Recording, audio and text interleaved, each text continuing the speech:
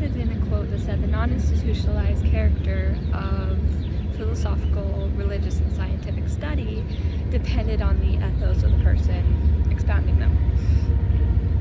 So, in this quote, Antigone Samallas is referencing the historical context of how people were to accept a certain doctrine or teaching.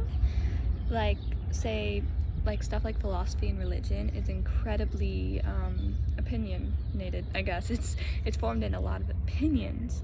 So for somebody to want to accept that, the person who is preaching their opinion and talking about it at times, you're going to be more inclined to accept that person's teaching if they are an authority, or if they're an authority, or if they're a figure. It's their ethos, their credibility. You're going to want to accept them, and you're going to say they're credible if they are maybe a leader, or popular or renowned. And that's basically what it meant. It doesn't really matter so much. Their credibility a lot of the times depends on their authority and what type of authority they are, and that sometimes that is very, very true. Say somebody has a PhD, which is a doctorate, you're going to say that they are credible because they're an authority. They are an authority in that subject, and you're going to naturally assume anything they teach on that subject is credible. And that's kind of how I tied it into my essay. But she references so much historical thought that encompassed that section in history, and she references that was so huge in history. It depended on their authority. Maybe what they said wasn't actually true, but because they were an authority, they were an authority figure, they were renowned. So people were naturally going to be inclined to believe what they said and want to believe what they said, even if it wasn't really true. And that's a lot. That's some of what she references. It was a huge historical thing. You're going to listen to the church because they're an authority. Maybe what they said isn't really true, biblically ground, but they are the authority. And so obviously they're credible, and we're going to listen to them. We're going to want to. There's just so much history behind it. And that is referenced. And that's what I reference. But it's not my main subject or point. So if you know history, you're going to understand exactly what she's talking about and what it means. But if you don't know history, it's still relevant. It still says, the main thing is that for you to accept somebody's teaching a doctrine, you have to accept their authority. And usually if they are an authority figure, you're going to be more inclined to accept it.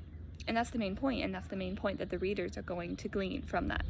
But, so if the reader is not super academically literate, and they don't know so much history, they're still going to understand the main point. And if the reader does know a lot of history, knows history and religion and all of that, they're going to understand it deeper. And they're going to understand the deeper meaning behind it, and all that history that they've learned is going to flow through their head, and they're going to be like, yeah, that makes so much sense because that's what it was like.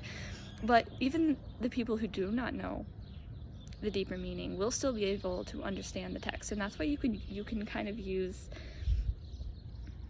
stuff like that in your writings. I kind of call it a fun academic flirtation, a reference to a deeper contextual meaning that the reader, whether they or not they know that your deeper kind of reference and implication, whether or not they know your deeper implication or what you're referencing, they're still going to be able to understand what you're writing.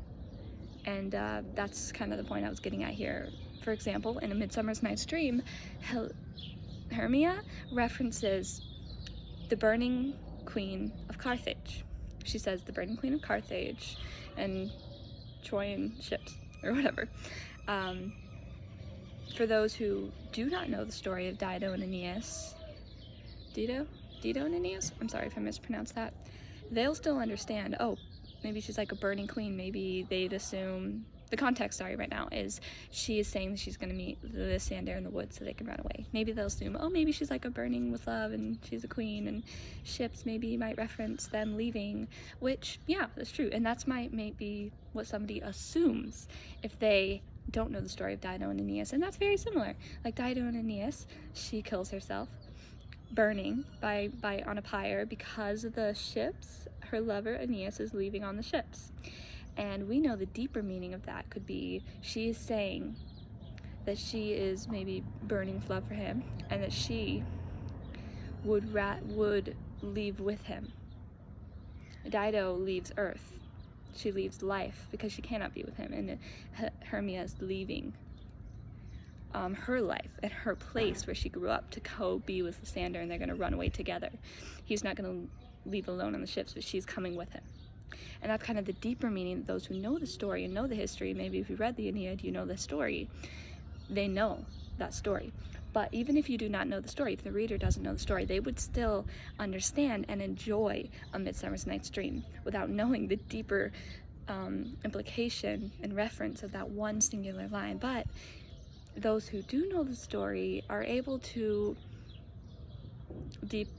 deeply understand it in that little reference. They know everything around it, and they know everything that it means. And it just adds for a deeper understanding of the story and more connection. But those who don't know it are still going to be able to understand the story that's happening. So it really doesn't matter. And it's really fun to add in those things in your own writings, like adding in that into my own writing right now, the reference earlier, that I did from Antigone Samallas. I hope I'm saying her name right. She references the historical beginnings of like pedagogy, and I am taking her reference and I'm adding it into how we find nowadays, how we find out if a website is credible. Because how we find whether or not I'm taking her quote, she's talking about how people in history would accept the teaching of a person, and I'm taking that into our modern day context of how we accept what a site is putting out, what information and facts a site is putting out. And usually that is who is writing this, who's the leader of the site. You have to establish the authority of who the leader of that site is. And back then it depended on the authority. Who was that person that is teaching you? And are you going to accept that authority? And it's the same thing with websites nowadays. Who is the person that is teaching us? And will we accept their authority? Maybe back then this person was a church leader, was greatly renowned by many. So you know what? You're going to accept it. Nowadays, maybe this person has a PhD in philosophy and they're talking to us about philosophy. And we're going to accept their opinion. And that's how you can kind of, so that is the way any reader, even if they don't know historical context, can still understand that's the point I'm getting at. And those who do understand the historical context are able to understand it deeper, and it's just really fun to add that in. And it doesn't take away from my main subject or my main point that my website is credible because of the authority of the figures who run it. But it does add a deeper, fun little meaning in there for the readers who do know history very well.